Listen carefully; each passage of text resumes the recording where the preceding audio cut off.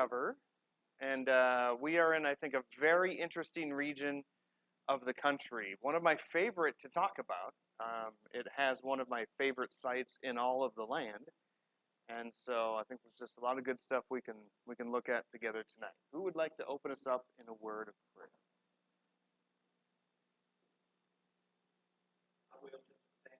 All right, buddy.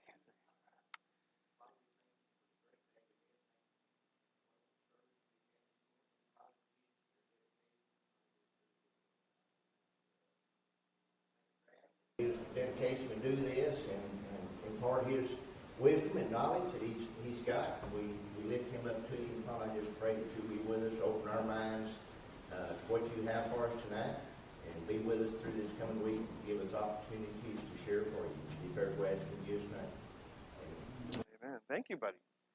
All right, so next week we are not meeting. It is the 10th. It is spring break. That's Sunday leading into spring break, so we're not meeting next week.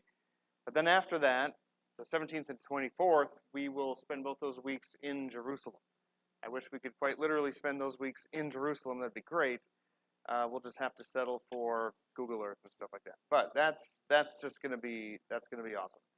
And again, we will barely scratch the surface in 2 weeks in Jerusalem. But this week we are looking at the Jordan Rift and the Negev. The Negev depends on how much time we have left for it. The Negev is that desert region in the south. The Jordan Rift is this depression, this rift in the earth that stretches all the way. I mean, technically, it goes from Turkey down to Africa. But really, I mean, we can see the Jordan River being formed. Remember from the snow melts of Mount Hermon and the springs of Caesarea Philippi and Dan, it goes down the Hula Valley into the Sea of Galilee, and then the river continues south. Okay, and this is where we pick it up. We begin our journey south from the Sea of Galilee. We leave the Sea of Galilee, which is always a sad thing to do. But here's the Jordan River in the modern day. In antiquity, I think it was a little bit, it was wilder. It was wider than the current banks. In modern times, they're pretty good at controlling the water levels and flow of the river and all that. So we head south down this Jordan Rift, and our first stop is Beit Shan or Beth Shan. And we're going to zoom. So Beth Shan connects kind of, it is the controlling town of the Jordan Rift and the Jezreel Valley. The Ein Harod Valley, which leads into the Jezreel Valley. Remember, we talked a lot about that. Beit Shan is right on the intersection. So it was hotly contested, often fought over. It was a very, very important location. Everybody wanted it. Egypt had it several times, even, as Israel had their kingdom, sometimes Egypt controlled this as an outpost. But here's Beit Shan. Old Testament Beth Shan is this hill that just pops up and towers over the surrounding countryside here. And up on top of the hill, you have the remnants of the ancient city, that which has been uncovered and excavated, and that which is kind of, as you can tell, still underground. I never am ceased to be amazed at how you can just tell where town still is underground that they haven't got to. Then again, if you see a nice looking hill, there probably was a biblical town. But Beit Shan, remember what happened at Beit Shan? What was it? We've mentioned this. Yep, Saul and his sons, their bodies were hung from the walls of Beit Shan, because that's where the Philistines hung them. And the men of Jabesh Gilead rescued him and all that sort of stuff. But Beit Shan is the Old Testament tell. Up on top, you also have Egyptian ruins as well for when they held it from time to time. Seti the first and Ramses the second. So you climb up here at Beit Shan. This is a nice hike. They have steps and stuff now, but it's a good hike. It gives you some good exercise. You get up there and you're rewarded with wonderful views all around the country. I mean, Beit Shan is one of those places that is just awesome to look out from. I have 3D buildings on. There's apparently some cool buildings there. Not biblical, so we don't care. So you can look around the countryside of Beit Shan. And you can go up to the walls of Beit Shan and all that sort of stuff. But what's really cool to visit Beit Shan nowadays is not only for the biblical significance it had, but the Roman city of Scythopolis. This was discovered just under 100 years ago now. And they started excavating and digging, farmers plowing his fields. Oh, I run into a Roman pillar. What's going on here? And it's, they start digging it out, and then boom, you have this whole, a very important Roman city. It pops up in Josephus's history with the Roman and Jewish wars, and several times throughout history. This walking around here gives you a good sense of what an ancient Roman city was like. This was ultimately destroyed by an earthquake. I think in the 7th century or so, finally finished it off. But it was Roman for quite some time. And I'd like to visit here, when we figure out where we want to go, when we can finally, Lord willing, go to Israel. But we'll visit the bathhouses, lots of cool mosaics, paintings on walls, even early Christian paintings of crosses and stuff. It's really cool. Down the Cardo, the main street. It's just really cool. This theater is one of the best preserved in all of Israel. I think probably in all of the Roman Empire, one of the best preserved. And, we visited here. We've had the good singers from our group go on stage and do a little private concert for us, and it's just awesome. The acoustics are wonderful. You can exit the theater through the vomitorium, which are the little tunnel exits, and they call it so because it spews you out. It vomits you out of the theater into the the concourses outside.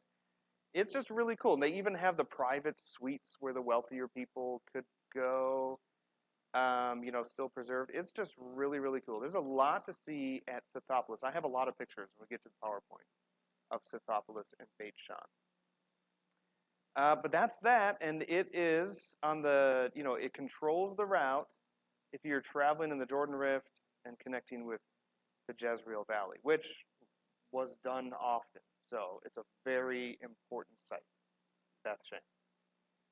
And that's, I guess, probably why the Philistines hung Saul's body there. It's a central location that is very well known. Everybody's going by, and they can see the body of their king. And the Philistines chose that place, I think, intentionally to taunt Israel with that. So, Beit Shan, we're going to head south. Rehob is a town that, they found a kind of a synagogue there. Jabesh Gilead, we talked about that. The men of Jabesh Gilead saved, rescued the body of Saul and all that. David honored them for that. But we're going to continue down, and I'd like to see the terrain as we do this. Here, let's face south, because this is, we might take this route from the Sea of Galilee down the Jordan Rift. It's fun to do.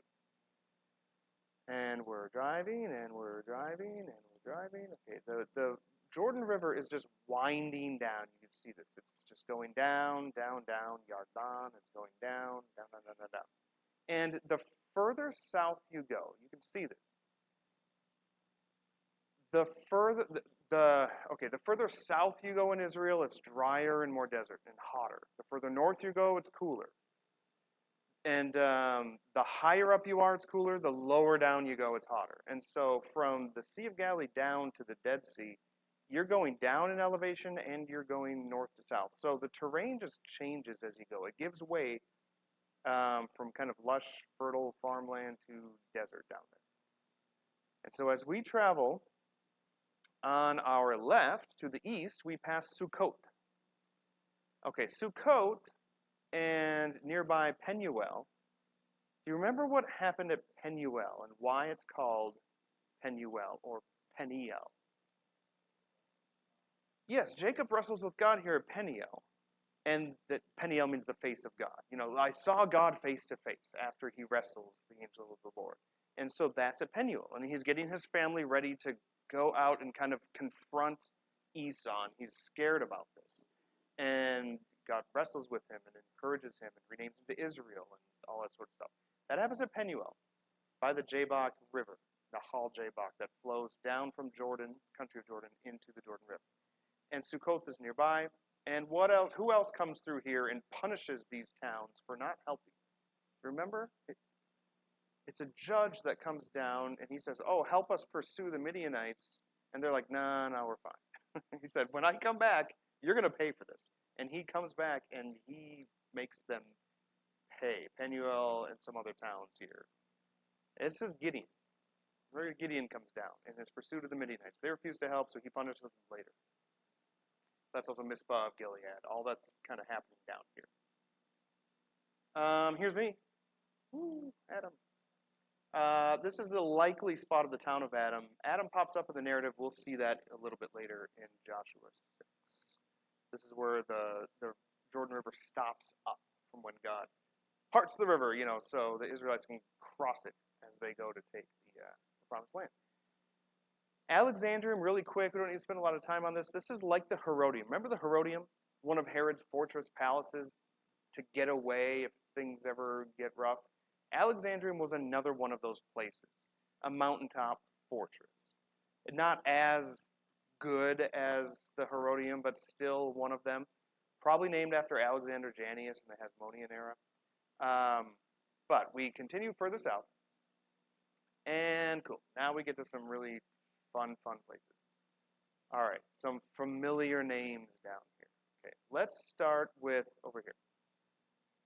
Numbers 22, to save on time, I hate to do it, we're not going to read through it because we'll read through Numbers 22, 23, 24. Read the story of, who am I talking about? Numbers 22, 23, and 24. I'm talking about Balaam. Okay, Balak sends Balaam to go and curse Israel. They're coming through our territory. We don't like this. These are not our people. These are not our gods. Balaam, I'm going to hire you to curse them.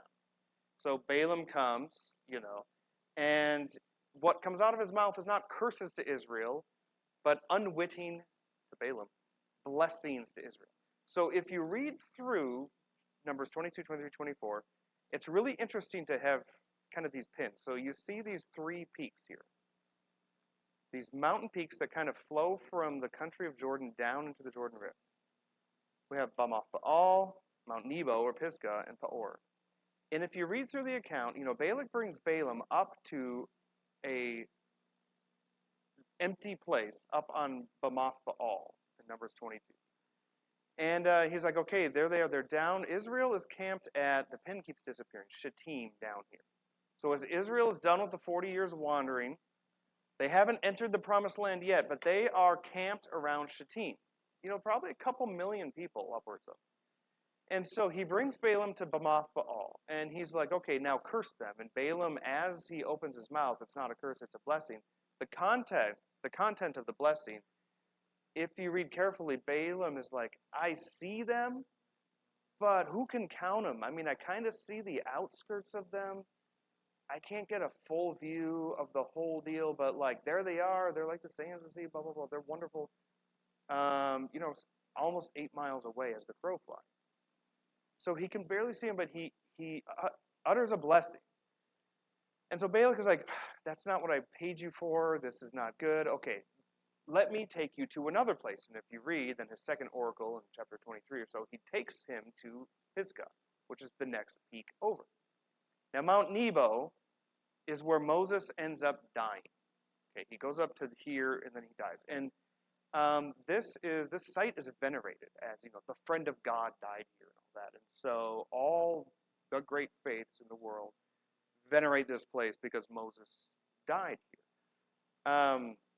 But anyway, Balak brings Balaam here. He's like, now what do you see? And he's basically like, another blessing comes out. He's like, I can see him better. I see, the people of Israel.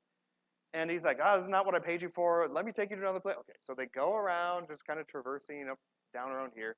And then he takes him to Peor.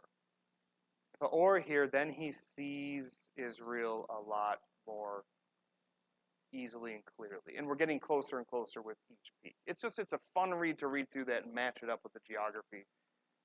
There's a good video on this. Joel Kramer has a video on, Daniel, do you remember the title of it? It's in the Star Prophecy, right? Yeah, because it's more about this, but it's in the Star of David prophecy that he talks about it, but he kind of traces these three peaks. It's fascinating. Watch that video. Expedition Bible, Joel Kramer, he has a video on this. So I've watched all the videos on Expedition Bible, actually. But this is Shittim. So Israel, before they take the land, they're camped around Shittim, and if you just look to the west, if you're Israel and you're camped out here for quite some time, what can you see? You can see pretty clearly the other side of the Jordan River. What city is on the other side of the Jordan River? many cities ultimately, but yes, Jericho is right over there. And so you're camping for a while and you're seeing the place that you're going to take. On the flip side, if you are living in Jericho, you're on this hill, and for quite some time, months, for quite some time, you're looking out and what are you seeing? You're seeing a whole mass of people. This didn't just come from out of nowhere overnight. You're watching this unfold. You're seeing a sea of people come in. You're witnessing and hearing reports about how they're defeating Sihon, they're defeating Og, they're defeating these powerful kings. And you're watching this all unfold. Okay. From Joshua 2, it makes a lot of sense when the spies are sent, what Rahab says to them. All of our hearts are melting because of you guys. They know who's next. They know what's coming. Now, thankfully, we have the Jordan River between us, so we're going to be fine. And the Jordan River, especially as it gets to flood stage, it's like wide. Nobody's crossing that thing. And that's when we harvest our barley and all that sort of stuff. So, thankfully we have this big river between us. So really, we're ultimately going to be fine. Well, okay, they weren't. So let's look at Joshua 6. Now, this is the north end of the Dead Sea. When you walk around the Dead Sea, this clump of salt crystal keeps getting smaller and smaller. Because when I talk about it and I show people at home, we keep breaking off little pieces and tasting it and eating the salt. So I mean, when we go back, I'm gonna replenish my supply. So if anybody really wants to, taste a little bit of the salt from the Dead Sea. But this is what you're walking on. The whole floor of the sea is just this. It's a strange, pretty cool sensation. But okay, we're looking at this. Yardenit, by the way, we'll get to here later in the slideshow. This is the traditional spot of John the Baptist baptizing Jesus. Okay, I don't know if the satellite image gets any clearer. Yeah, looks like we're refreshing. So on the west bank, the west side, you have parking lot, churches. On the east side, you have churches. On the Jordanian side, you have churches. Because it's Jesus' baptism site, supposedly and traditionally. I do think it could have been more north towards the Sea of Galilee, but it could have been here. Doesn't matter. Jesus was baptized in the Jordan, clearly. And this is where you can go, and a lot of people will go there and rebaptize themselves or whatnot. It's a theological topic for another day. But Jericho, chapter 6. Now Jericho was shut up inside and outside because of the people of Israel. Old Testament tell the site of Jericho. I have lots of pictures of Jericho, lots of stories. We don't have time for them. But this is the Old Testament hill of Jericho. It's big for that time. It wasn't the biggest in Israel even at that time, but it was still a bigger town. None went out and none came in. So they shut the gates. And the Lord said to Joshua, "See, I have given Jericho into your hand, with its king and mighty men of valor. You shall march around the city, all the men of war going around the city once." So Joshua, men of war, march around the city once. "Thus you shall do for 6 days. 7 priests shall bear 7 trumpets of ram's horns before the ark. On the 7th day you shall march around the city 7 times, and the priests shall blow the trumpets." So we're getting, 13 total circuits around the city? And if you, are a resident of Jericho, you're watching this. Oh, there they go. They're coming around. Oh, now they're coming kind of by my house and the wall. And oh, now they're going there and they're coming back to the river. What are they doing? Why are they doing this? I think you could talk about a few different reasons, but partly this is psychological warfare. We're going to freak them out. Okay, if you're a citizen of Jericho, you are at the edge of your seat for 7 days here. You're freaking out. And your hearts are continuing to melt within you because Israel's just marching around you. Okay. Mm-hmm. That's a good question. So we'll measure it. I don't know how close they're coming. See, it's interesting. They're probably not going right along the base of the wall. Jerichoites be picking them off with whatever.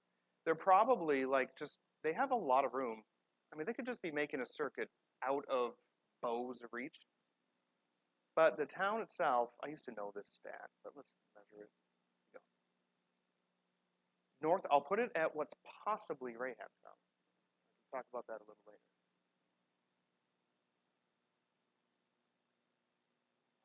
0.2 miles. Doesn't sound like a lot, but you have Old Testament cities and their environs, and their suburbs, and their villages outside. So a lot of people kind of live around the town. They come up into the city and shut themselves in if they think they're going to be sieged. Like, oh, there goes my field. I can't do anything about it.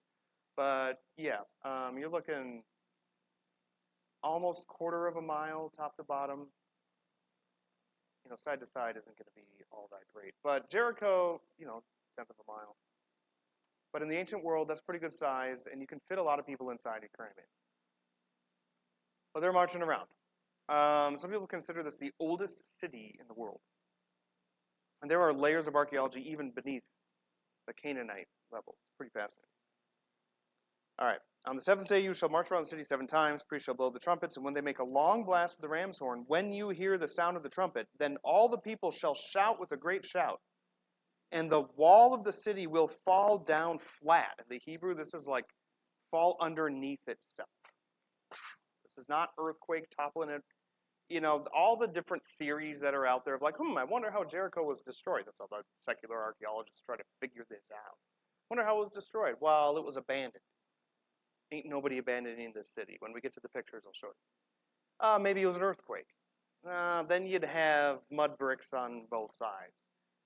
Maybe it was just traditional warfare where they knocked the wall in. No, it's all fallen outwards. When you're there at Jericho, when we're there together, you will see with your own 2 eyes and feel with your own 2 hands that the only way Jericho was destroyed, based on the evidence here, is exactly how the Bible says it happened. The city walls fell down underneath themselves.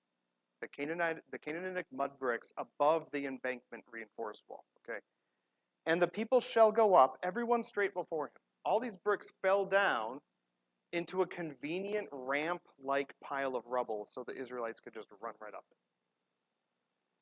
So Joshua the son of Nun called the priests and said to them, take up the ark of the covenant, let 7 priests bear 7 trumpets of ram's horns before the ark of the Lord. And he said to the people, go forward, march around the city, and let the armed men pass on before the ark of the Lord. And just as Joshua had commanded the people, the 7 priests bearing the 7 trumpets of ram's horns before the Lord went forward, blowing the trumpets, with the ark of the covenant of the Lord following them. The armed men were walking before the priests who were blowing the trumpets, and the rear guard was walking after the ark, while the trumpets blew continually. But Joshua commanded the people, you shall not shout or make your voice heard, neither shall any word go out of your mouth, until the day I tell you to shout. Then you shall shout. So he caused the ark of the Lord to circle the city, going about it once. And they came into the camp and spent the night in the camp. Now, that camp, probably reference to Gilgal. When they had crossed the Jordan, we're already crossed the Jordan. So when they crossed the Jordan and God stopped up the waters as far as Adam, if this is the location of Adam, somewhere around here is Gilgal. I don't know the exact location. Nobody does. Somewhere around here is Gilgal. That's where they made their camp. And then for a while, that was their home base of operations during the whole conquest. So, and if you read through the Hebrew text on crossing the river, they set up the 12 stones at Gilgal. And I think a careful reading of the text leaves us with the impression that they didn't set up a circle of stones, one in the river and one on the shore. They took up the stones that were in the river and put them on the shore. That also is beside the point. But you have to at least have one on the shore because the point of it is a testimony from generation to generation. This is what God did for us. Look at these stones. And you can take your kids there and say, wow, what mean these stones? This means these stones. And it was El Gilgal. So they go back to the camp. Okay.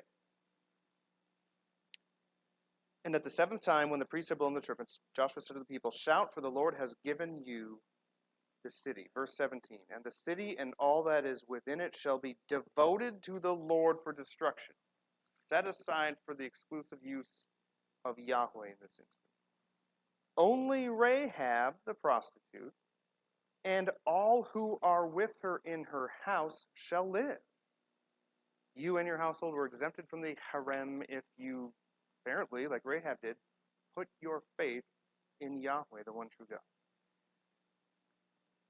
But you keep yourselves from the things devoted to destruction, lest when you have devoted them, you take any of the devoted things and make the camp of Israel a thing for destruction and bring trouble upon it. This was Achan of what he did. But all silver and gold and every vessel of bronze and iron are holy to the Lord. They shall go into the treasury of the Lord. So the people shouted, the trumpets were blown. As soon as the people heard the sound of the trumpet, the people shouted a great shout, and the wall fell down flat or underneath itself, so that the people went up into the city, every man straight before him. They walked up the ramp of bricks. These bricks are still there. Then they devoted all the city to destruction, both men and women, young and old, oxen and sheep and donkeys with the edge of the sword. But to the two men who had spied out the land, Joshua said, go into the prostitute's house, bring out from there the woman and all who belong to her, as you swore to her. So the young men who had been spies went in and brought out Rahab and her father and mother and brothers and all who belonged to her. And they brought all her relatives and put them outside the camp of Israel. And they burned the city with fire and everything in it. Only the silver and the gold, the vessels of bronze and of iron, they put into the treasury of the house of the Lord. But Rahab, prostitute, and her father's household, and all who belonged to her, Joshua saved alive. And she has lived in Israel to this day, the day of writing of the book, because she hid the messengers whom Joshua sent to spy out Jericho. And as we know, she is an ancestor of Jesus Christ himself. What a wonderful theme of redemption for who Rahab was, who she trusted and declared her loyalty to, and who she got to be. That's just awesome. Joshua laid an oath on them at that time, saying, cursed before the Lord be the man who raises up and rebuilds the city Jericho. At the cost of his firstborn shall he lay its foundation. At the cost of his youngest son he shall set up his gates. Hiel the Bethelite during the reign of Ahab did this. And it says in the text there in 1 Kings, and he set up its foundation at the cost of his first. His sons died because of what he did. Now, I think he still got to finish the city, but it did cost him his sons. So the Lord was with Joshua, and his fame was in all the land. Okay, that's chapter 6. We kind of raced through it, but they're camped at Shittim. They cross Jordan, set up Gilgal somewhere, take Jericho. This is Jericho New Testament. This is where Herod ends up dying. It's almost comical. It's not funny when people die, but when Herod dies, it could be somewhat. Herod the Great, he's trying to off himself. He's had enough life. He's syphilitically insane. He's changing his will all the time. Nobody likes him. He's just this horrible, wicked guy. And Josephus records an instance where he's in his bathtub and he's carving an apple with a knife, and he looks around and he tries to stab himself, but his nephew comes and saves him and takes the knife away. Poor Herod can't even die. But then he ends up dying, and then they carry him up to the Herodium. Remember? Where is it? It's down here. Herodium. Anyway, this is New Testament Jericho. Jesus is in and around the environs of the Jericho area, doing things, ministering. Zacchaeus, is here. Blind Bartimaeus was healed here. But this is where Herod's palace was. My pin has probably moved. Yeah, now it's in a random field. Every now and then when they update the satellite image, the pin just gets off a little bit. Here's the New Testament. You can tell. Archaeological excavation. I need to move my pin. Update it. I will do that later. Okay, let's go to the PowerPoint so we can see some of the stuff. Beit Shan, Scythopolis. Oh, man. Where did I put my quote from Jerome? Fifth Gospel. Read it. Okay. Okay, this is Scythopolis. You can see the Old Testament hill towering over the Roman city. So these hundreds of years, you're living in the Roman Empire, you're just staring up at biblical history. And by the time you're an ancient Roman, this is ancient. It's kind of cool. Roman boys running up there and, ransacking Egyptian ruins and all that. Pretty cool.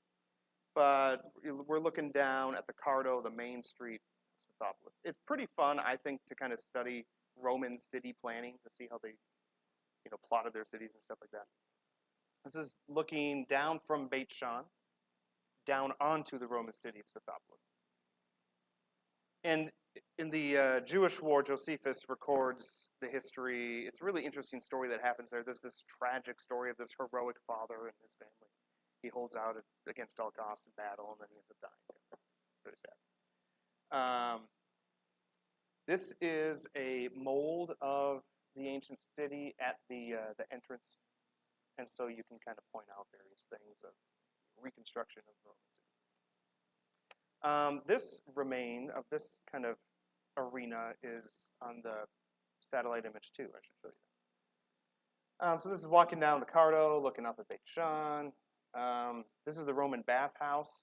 There was a false floor in all Roman bathhouses. All these pillars. Then they would build the floor above it, and underneath they would have like the heated air, the steam from the water travel throughout that, and it just kind of heats up everything around it. It's pretty cool how they work. This I found randomly, this ancient painting of a cross right on the back side of this bathhouse. That was pretty cool.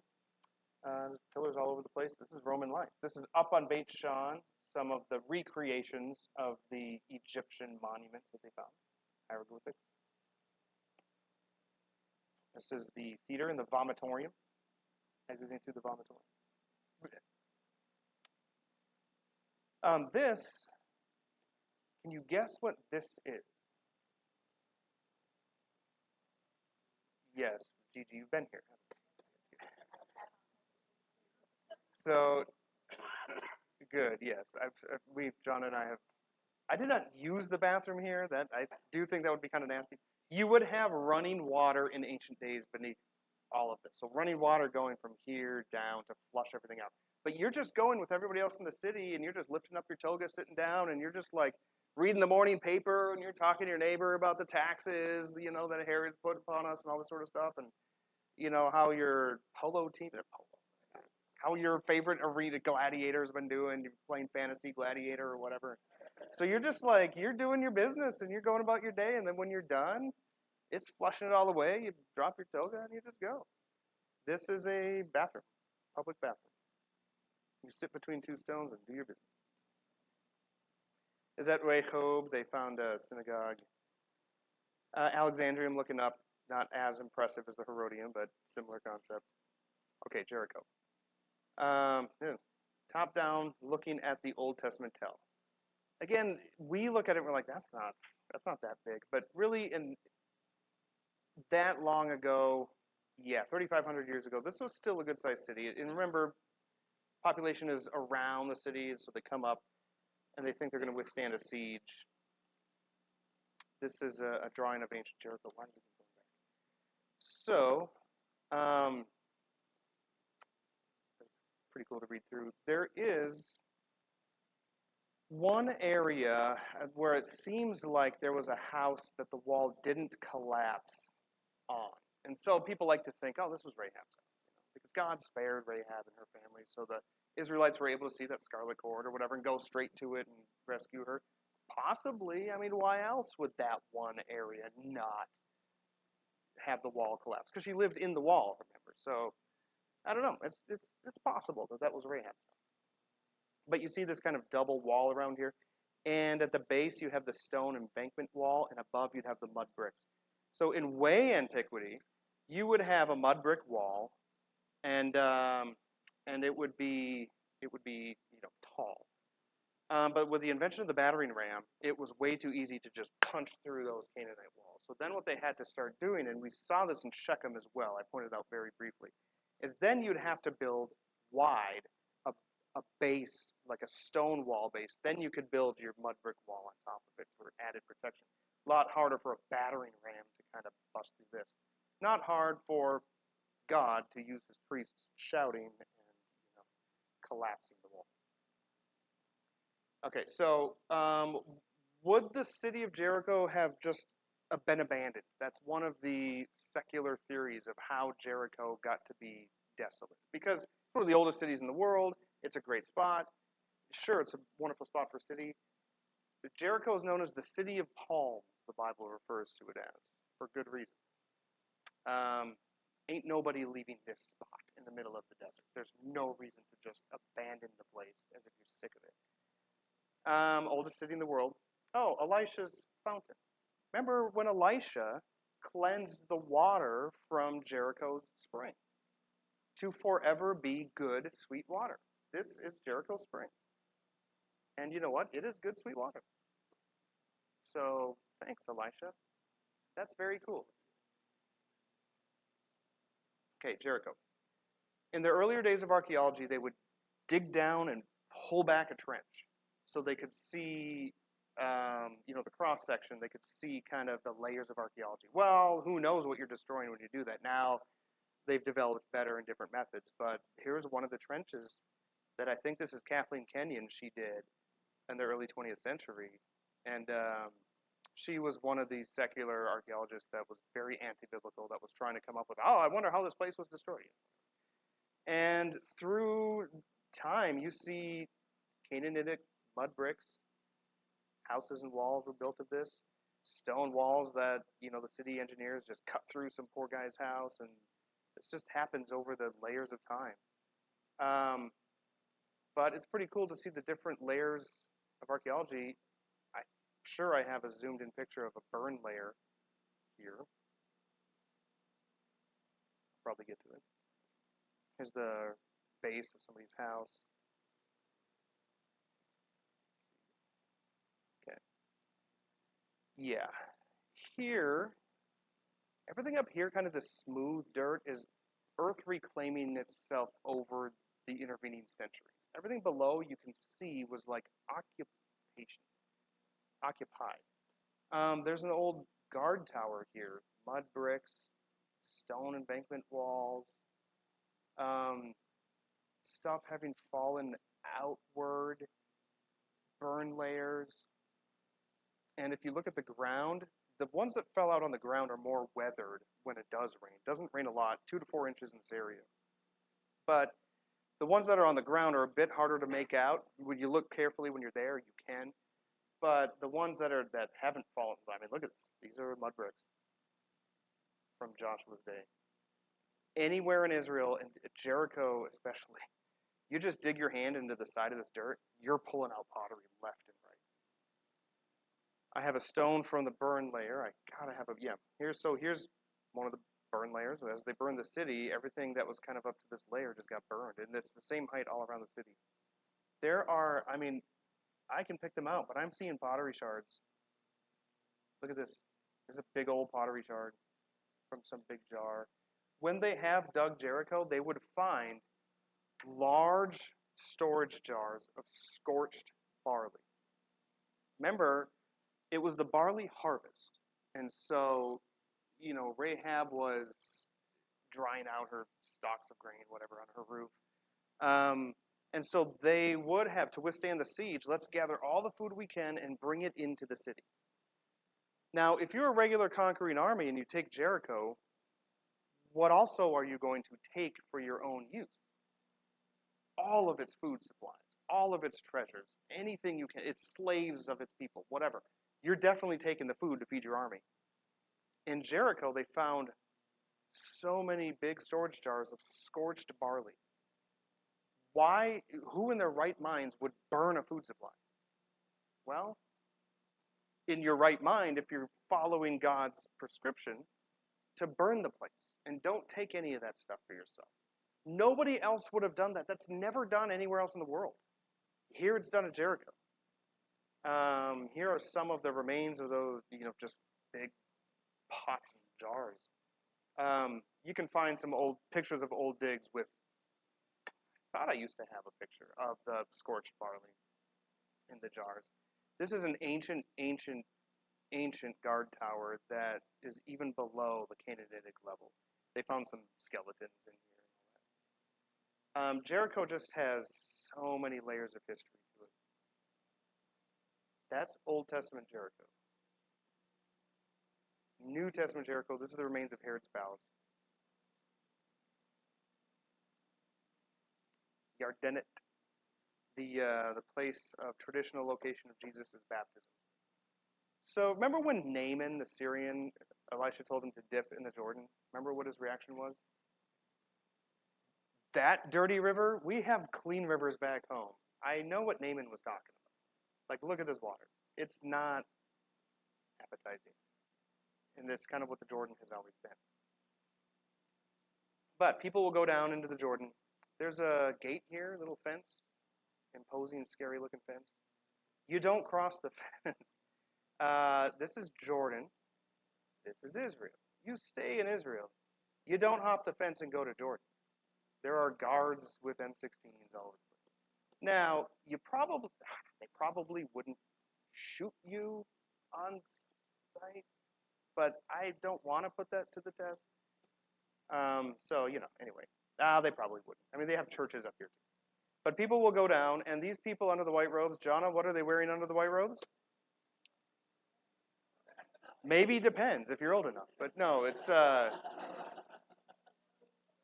Jonna and some of her friends got a really good view of somebody coming up out of the water, of the joy that he had after rebaptizing himself. Yeah, the pastor's wife got a good view of somebody wearing absolutely nothing under the white robe. So just use your imagination. This is a church on the Jordanian side. I like this picture of the dove. The Holy Spirit descended upon Jesus like a dove, not like in dove form, or just, like a dove and its grace and yet falling on Jesus. But there are doves around there, so that's kind of cool. Okay, Dead Sea.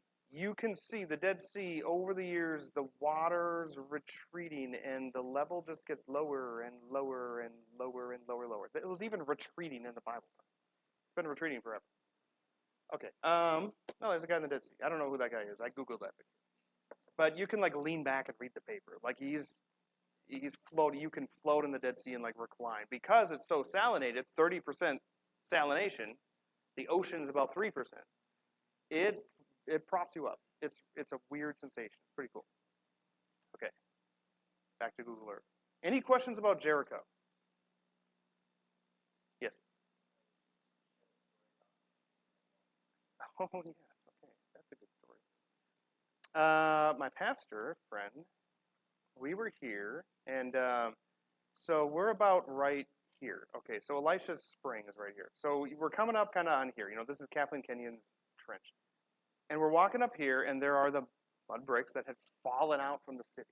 And I scoop down, and I see, oh, straw. They made bricks with straw. So I take out a piece of straw, put it in my mouth, walk around with it. It's kind of cool.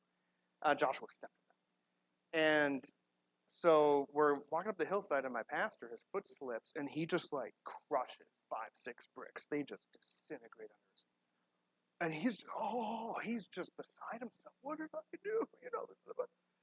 So he's freaking out because he destroyed some of Jericho's mud bricks. And I said, Pastor, don't worry. This was the Lord's will. You're carrying on the Lord's work. He wanted it destroyed. You're partaking in Joshua's ministry. Be encouraged, So when we go there, Pastor, just smash all the bricks you can find. You know what? You'll carry on Joshua's legacy. Man, that's fun. Yeah. Yardenit, they have cleared out most of the landmines from this area. So when we're on the road, we're probably going to make it. Yeah. Heading further south, though, here we have the Dead Sea. And I'm fine that we spent most of our time in Jericho. It's worthy of it. We could have spent more time. Okay, quick lap around the Dead Sea. Machaerus, this is where John the Baptist was imprisoned until his death. Okay, Herod Antipas controlled this area as well as the Galilee region. He also had this area. Very strange that he had 2 different separate areas. Okay, the rivers that Sodom, if you've ever heard of it, Sodom and Gomorrah. Probably these locations. Also look up Expedition Bible. Joel Kramer has a video where he goes and he finds in where the ancient submarine area was some sulfur balls. He lights them on fire and they still burned up. And so God just rained all these sulfur balls down on Sodom and Gomorrah. Around this tell, if you go there, and Joel shows this on his video, there's a lot of, it's been grave robbed over the centuries, but a lot of skeletons that are just warped with heat. Fascinating. And just open graves and, just people skeletons and animal skeletons all over the place that just couldn't get out of there, because God destroyed them. Sodom and Gomorrah is probably this one. But I want to look at, Qumran. You've heard of the Dead Sea Scrolls. The Qumran caves all around here contained these Dead Sea Scrolls. If we had more time, we'd talk more about the story.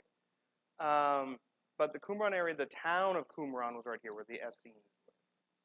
And that's just cool for its archaeology that they've done there. But the caves in and around here, I've spent some time in Cave 11 a few times.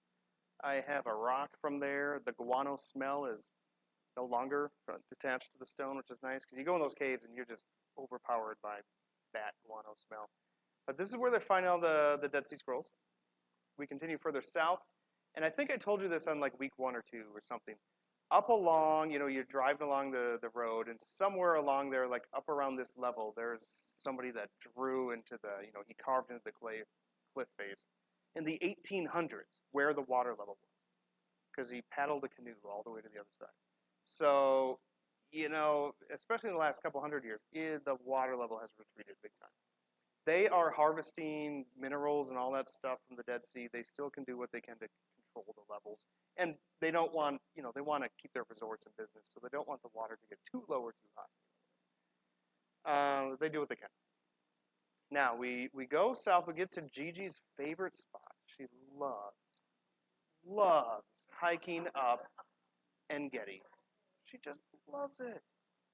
Okay, remember who spent time at Engedi? David did. He's running from Saul. And you can hike up here to a beautiful waterfall. I'll show you pictures of it. David's hiding from Saul, and this is also where he's hiding out in the cave. Saul comes to relieve himself, and David's men are like, "Here he is. You can kill him." And David, of course, he is so righteous. I love David. Besides Jesus himself, David is my favorite all-time Bible hero. He will not strike the Lord's anointed. Yeah, this is the guy that's trying to kill you, but he respects the office so much. This is God's man. I'm not going to take it in my own hands. And so he spares Saul. Of course, he cuts off the corner of his robe, and then he says, "Saul, I could have killed you." And Saul's like, "Oh, you're more righteous than I am." Yes. But, of course, Saul still tries to kill him. And the second time David saves him, he chews out Abner for it, and he taunts him. He's like, "Hey, aren't you supposed to be keeping the king safe? You deserve to die for this." And David is mad at Abner for allowing David to get that close to Saul. Anyway, beautiful place, though. Masada. Okay, Masada is so cool. It's the type of place you would have no clue exists unless you actually learn about it. This is not going to show up in the Bible at all. It's possible David maybe, came here in one of his places to hide out. We don't have any record of it. Masada was a literal mountaintop city that was built in the Hasmonean era that Herod then built up, and used it as like the best ever retreat. You go up to Masada, there's walls all around it. It's high up on the mountain. The only way to get up Masada is the snake path. This switchback trail is very ancient, back to biblical times. It's the only way up. And you're only going up single file. If you're Herod and you got to get away from an army, this is where you're going, because nobody is taking an army up here, single file, getting pelted with arrows and stones from above. You are safe here. In fact, Herod builds a 3-tiered palace going down the mountainside. Okay, so this city, they had ingenious ways of gathering what little rainfall they did get to around the perimeter of the mountain to flow down into the cisterns that they cut. So they would have a store of water for quite some time. You could live forever up here without ever leaving Masada. They farmed up here. They had synagogues up here. You could live up here forever. And even if you were sieged by somebody, who cares? You're up here. And in fact, the Romans came to Masada after they took Jerusalem. So now we're getting to the year 70 AD, or 73 AD. And Silva is the Roman general, and he comes, and they siege around it. They're not going to take it. The people up at Masada are dumping out water on top of the Romans below to taunt them. We will stay up here forever. There's nothing you can do about it. And you know what? Normally they'd be right. But this is Rome. And Rome will not be denied. So what Rome does is, you see these from the satellite image. What are these? These are military camps. So what Rome does is they build a wall around Masada with camps all around it. First, they spend a lot of time and resources doing this. They surround Masada with walls and camps, so nobody's leaving Masada. Now, they could still live up there conceivably for the rest of their lives and be fine, but Rome will not be denied. So what Rome will do is they will build an earthen siege ramp to fill in all the way down from here, this crevice, to fill in this to access Masada, so they can get up their siege weapons and battering rams and take the city. Rome will not be denied. They filmed a movie here. Was John Wayne Silva? I don't know if you remember. Did John Wayne play Silva? I don't know. But they filmed a movie here. They have some of the leftovers from the movie set back in like the 60s or something. They made a movie about Masada. It's a fascinating history. The people of Masada, finally when the Romans come, and Josephus records this, it's a fascinating history of how it happens. They break through, and the remaining people form a suicide pact. Let's draw our name on potsherds, and let's, draw straws of who's going to be the final one. We're going to kill each other, and then the final one kills himself. Well, not everybody followed through, because the Romans took some captives. They're like, oh, okay. So that's how the story lived on, because the captives they took were able to tell what happened during the siege. Masada is a fascinating place.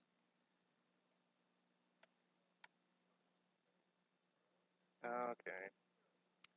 Peter O'Toole, not John Wayne. A bit different. Peter O'Toole. Man, you ruined it. Yes, you don't have to take the snake path to get up there. You don't even have to go up the Roman siege ramp. I'll show you how you can get up there. Typically, I've always exited down the Roman siege ramp. Qumran Caves. This is the one I was in. These are the pictures I took. Qumran. Gonna blow through this because I want to get to Masada. And Getty. Gigi, why do you hate this? Come on, look at this. Beautiful. That's what you get to, come on. You just take a dip once you get up there. You can see why David hid out up here. I mean, David was here. Ein Getty means spring of the young goat. And here they are. I like this picture because, when they're fashioning a crown of thorns, this is probably what they're using. These are not little teeny thorns that your mom used to pick out of your toe. These are the real deal. Okay, Masada. Here's Masada. Here's Herod's 3-tiered palace that you can go from the top tier down this staircase. It's fun. Second tier. Down this staircase. Don't jump off. Down there. They dug channels into the side of the mountain as rainwater would come. It would flow into their cisterns, and it was awesome. I like this picture too, looking down on it. The whole city up here. Roman siege ramp that they built. Look at what they had to do. And they took Jews that they captured from their conquest to build this, because up in Masada they're not going to kill their own brothers and sisters, so they had Jews build it. There's the Roman siege ramp. Typically we go up and then we walk down the Roman siege ramp. You can take the snake path up. It's a trail that you can take. It's good exercise. You can walk down the siege ramp. Snake path. Richard's chosen choice of travel. This is the way General Silva got up there. I mean, why did he have to build this? Why waste your time with a siege ramp when you had this? Yeah, they didn't. Yeah, when they were building the wall and the military camps, they didn't look up. That was the problem. This is the easy way up Masada. That's the. Okay. Here is a cast of Masada, modern Masada, up at when you enter the visitor center. Look at how huge that is. That's the city. Up at Masada, Roman camp from up above.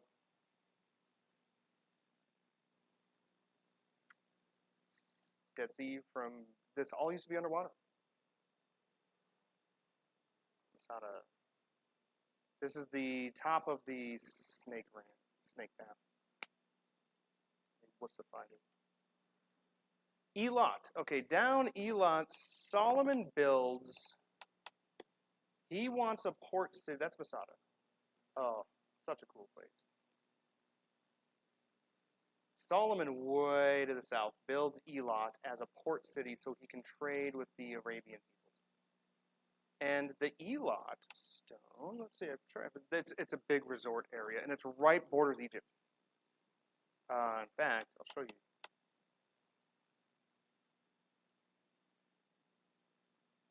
This road here. This is Egypt. This is Israel. Borders. Where is it? Borders. There it is. Egypt, Israel. Okay.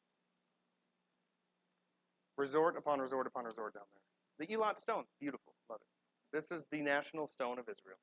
And of course, they get them from the area of Elot. It's blue, turquoise, teal, green. I'm colorblind, I don't know what that is. But it's beautiful. Arad, okay, now the Negev cities. We are just going to blow by these because we are almost out of time. And that is fine because we spent most of our time in Jericho. That's good. Okay, Negev, desert, boom. As you can see, not a lot of pins down here. This is desert. But we get up to the Negev cities, and this is the patriarchs. Abraham, Isaac, and Jacob are living in these areas. Arad pops up from time to time in the Bible. There is, okay, so I've driven several times, ridden several times from Masada west to Beersheba. Beersheba is where I got my favorite coffee blend, by the way. Thank you, Beersheba. But you pass by Arad, this modern city, and the ancient Tel of Arad is here. It was a biblical town, biblical city. But you head west to Beersheba. Abraham lived here. Jacob spent time here. The modern city of Beersheba, it's a big city, big place. I think they have their own soccer team in the Israeli soccer league. Tel Beersheba is around there. Ancient Old Testament Beersheba, but then the city that's grown up all around it. In this area, a cool thing about the Negev cities in Arad, especially, they've uncovered the 4-room houses. I'll show you. Where am I at? Oh, why should we way back up?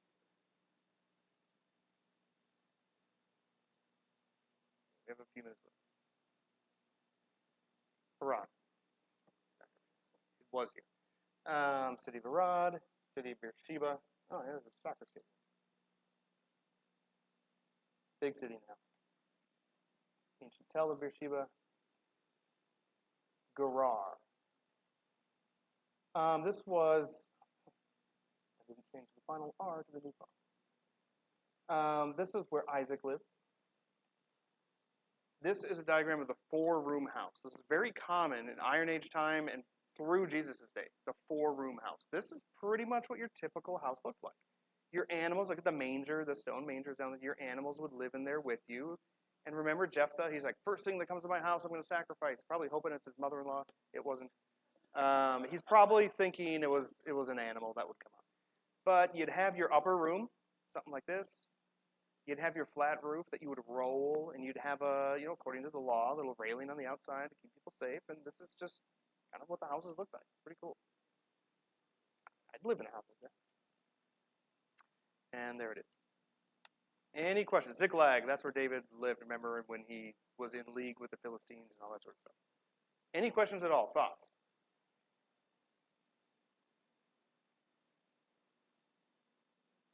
It's the Jordan Rift. Keep these places in mind because our plan is, after the class, at some point, we'll get together for anybody who's truly interested in going to Israel together. We will plan it out together. What sites do you want to see based on what you've learned? How long do you want to be there? What kind of accommodations? We'll totally customize the trip to what the group wants. So be thinking about these places. Do you want to go to Jericho? Well, we'll see. I mean, it might be a bit tougher to go into West Bank places than normal, but we'll keep our eyes and ears open to the people we know to see what it's like. But yeah, so keep that in mind, and I'll close in prayer. Father, we love you, and we just thank you again for all that you've done in history, which we can't even comprehend a lot of it. But Father, we know that you've always been at work. We know that you're still at work, and you will be at work, and we thank you for that. We thank you for saving people with the truth of the gospel. Help us to be faithful witnesses to that effort. In Jesus' name we pray. Amen. Thank you all.